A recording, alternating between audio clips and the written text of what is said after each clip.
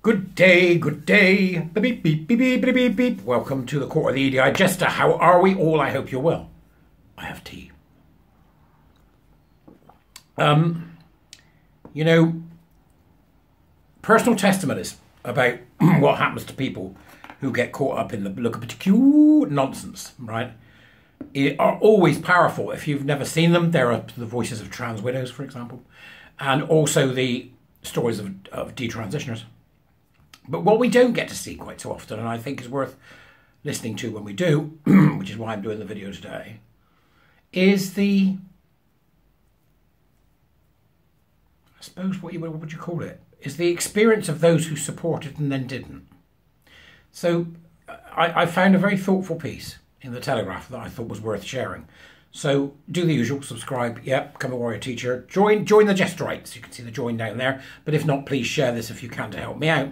This came from the Telegraph and is written by an anonymous author, right?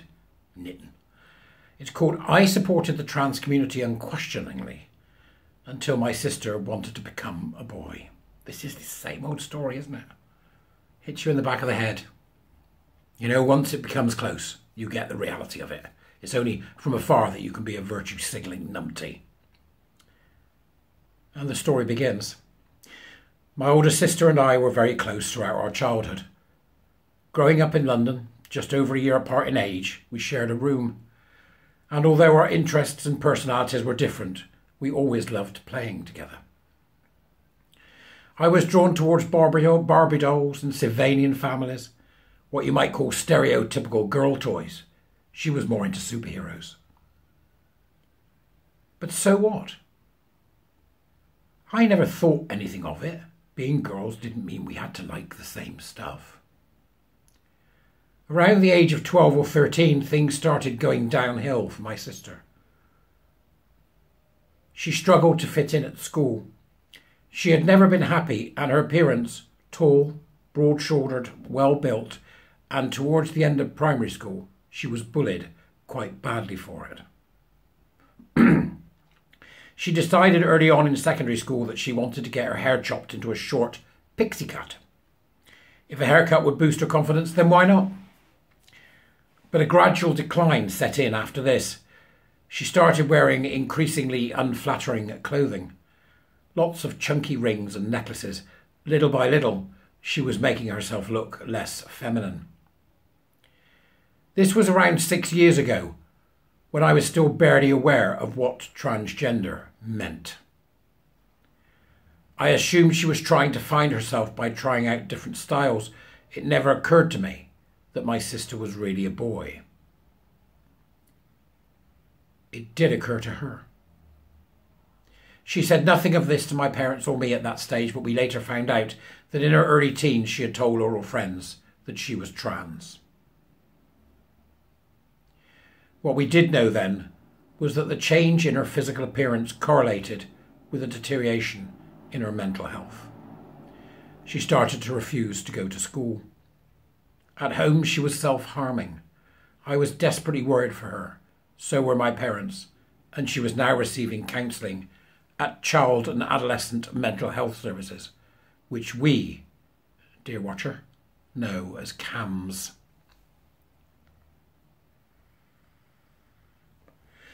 When we went into COVID lockdown in 2020, she became glued to her iPad and phone, spending hours a day on her own.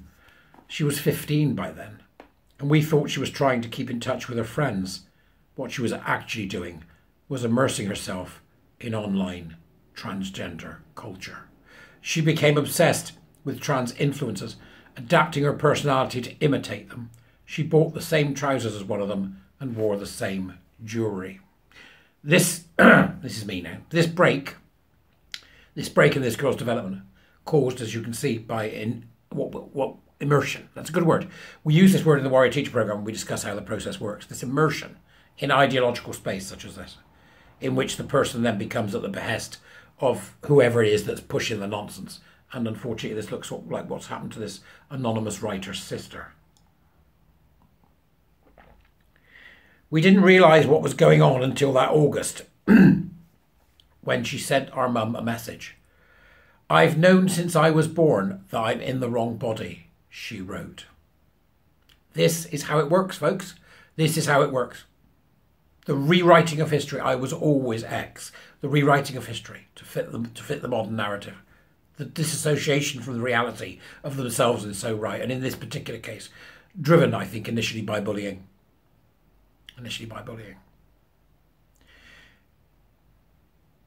She hated her body, she said. She wanted puberty blockers and to undergo top surgery, euphemism, for the removal of the breast tissue. She told our mum the boy's name she wished to be called and said her pronouns were now he, him. The absolute immersion in ideological fiction taking place there with those signifiers of fealty to what she's found online, to this group, this cult, this tribe. Look at you, the tribe. I remember how my mum looked after receiving the message. Her bloodshot eyes as if she'd been crying for hours. The sleeplessness. Mum, what's wrong? I asked, worried. Your sister thinks she's a boy.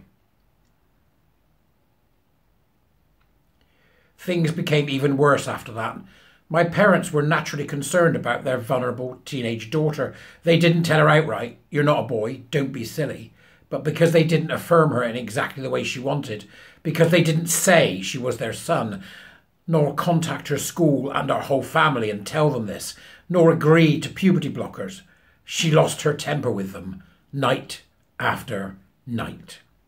You could almost hand this out at school, couldn't you? If you find yourself on this pathway, come and see us because you need to stop. I said it before and I'll say it again. The second a child is introduced to gender identity, that is the beginning of that transition process. In some cases for gay and lesbian youth or gay and lesbian children, in other cases for others, right? All children are at risk from this. It is a safeguarding red flag the minute they talk about gender identity ideology. As I said, she lost her temper with them night after night, and cowering upstairs, I heard her screaming and shouting at them, repeating what I subsequently discovered from my own internet research were stock phrases that gender-questioning teens are encouraged to use by members of the trans community online.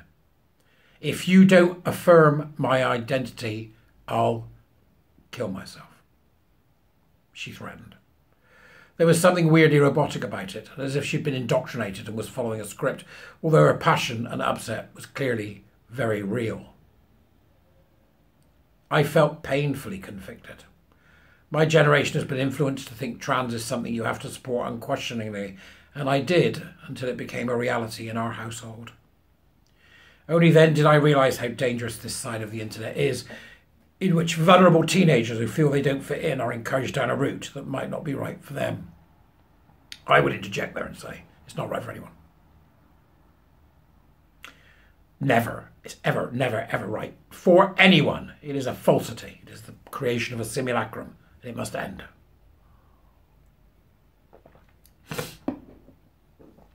My sister seemed to think that because she was struggling mentally and didn't fit in, she must be a boy.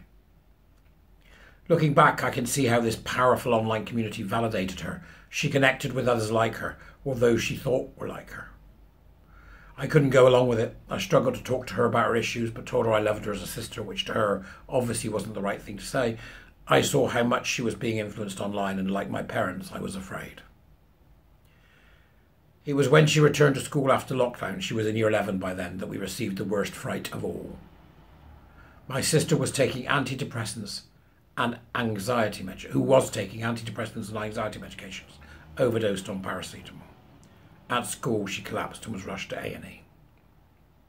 Thankfully, she was okay, but in these circumstances, CAMS is alerted, and she told them she was a boy trapped inside a girl's body. She also told them her parents would refuse to accept her name and new identity. My brother received an extremely upsetting visit from social services as a result. State-sanctioned abuse, folks. This is what this is. State-sanctioned abuse.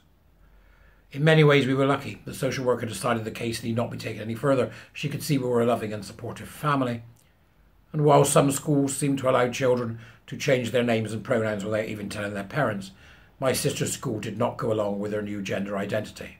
They knew she had mental health problems, had been bullied and was vulnerable.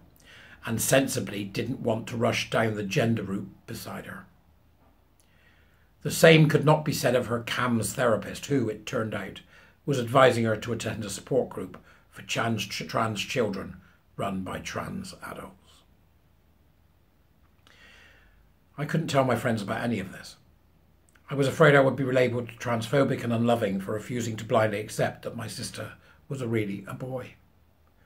I badly wanted to support her, but I knew my sister so well and knew this wasn't who she was. Finally, last year we learned what was really going on. My sister, by then age 17, was diagnosed with both autism and ADHD. Her feeling of discomfort within her own body turned out to be not because she was actually a boy, but because of sensory issues that are common among those on the spectrum, a feeling of overstimulation brought on by her changing shape as she went through puberty. Last summer, she and I and our mum sat down and had a long chat. I used to think I was trans, said my sister. Now I realise it was my ADHD and autism. She told us she had felt vulnerable and isolated going into lockdown and had completely immersed herself online and found this ready-made support system of trans people. The way she described it, it was more like a cult than a community. She recognises she was sucked into thinking she was someone she wasn't. Her emergence from trans was gradual, but hearing her say out loud that she now knew this wasn't who she was such a relief. My mum and I burst into tears. Although she still struggles with her mental health and autism diagnoses, she is doing well today. She finished her A-levels in the summer and is now on her gap year. I feel like I lost my sister and have now regained her, but at age 16, I still can't talk about this openly. There are strict rules my generation is expected to follow when it comes to trans, and I know I'd be breaking them if I told the full story and how it made me feel. This has made it a very isolating experience. I don't know anyone else who's been through the same experience, perhaps because so few people of my age dare to talk about trans in any way but positively. It was so hard seeing someone I loved being effectively brainwashed. I hope that in speaking out, even anonymously, other young people worried about vulnerable siblings, questioning their gender, will know they are not alone. CAMS has been contacted for a response.